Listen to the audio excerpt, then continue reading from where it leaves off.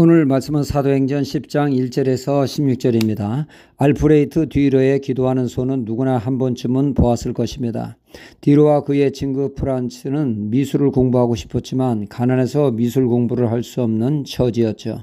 그래서 그들은 한 사람은 미술 공부를 하고 한 사람은 그를 후원하는 일을 하기로 했습니다. 디로가 먼저 공부하게 되었고 프란츠는 열심히 일을 하여 디로의 학비를 대어주었습니다. 그로 인해 디로는 무사히 미술 공부를 마치게 되었고 명성도 얻게 되었습니다. 이제는 디로가 프란츠의 공부를 후원할 차례라 그의 집에 찾아가 유리창으로 들여다보니 그날도 프란츠는 노동으로 거칠어진 두 손을 모아 친구의 성공을 기도하고 있었습니다. 이 모습에 감동을 받은 디로가 자 이젠 자네가 공부할 차례네 말했습니다. 이에 프란츠는 고개를 저으며 그동안 노동을 하다 보니 그림 솜씨도 줄고 손도 거칠어졌네. 다만 자네가 성공한 것으로 나는 만족하네. 친구의 말에 디로는 눈물을 흘리며 조금이라도 보답하는 심정으로 프란츠의 기도하는 거친 손을 그림으로 담아 그 유명한 기도의 손이 탄생되었습니다. 이 세상에 가장 아름다운 손은 기도하는 손이라 할 수 있겠습니다. 기도하는 손은 하나님의 능력이 함께하며 기도하는 손에 승리가 있습니다.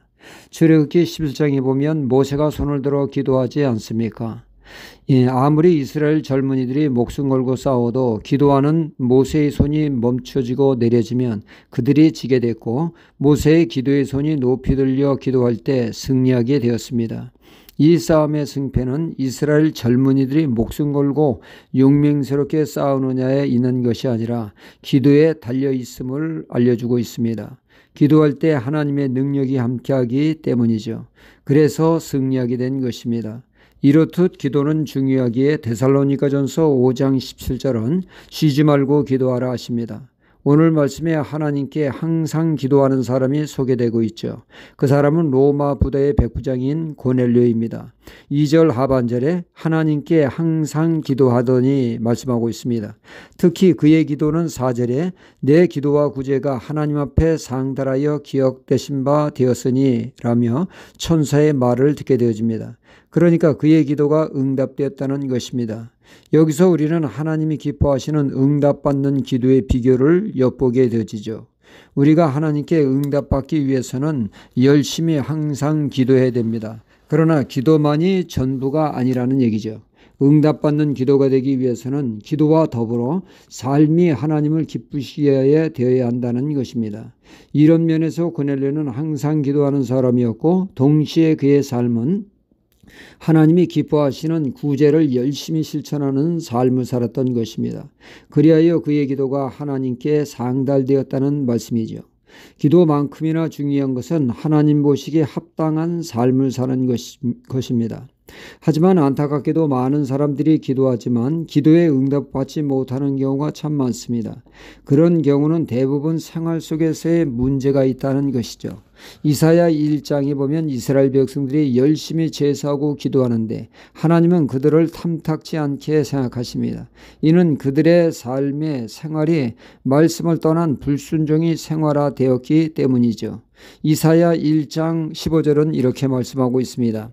너희가 손을 펼 때에 내가 눈을 가리우고 너희가 많이 기도할지라도 내가 듣지 아니하리니 이는 너희의 손에 피가 가득함이라 말씀하고 있습니다.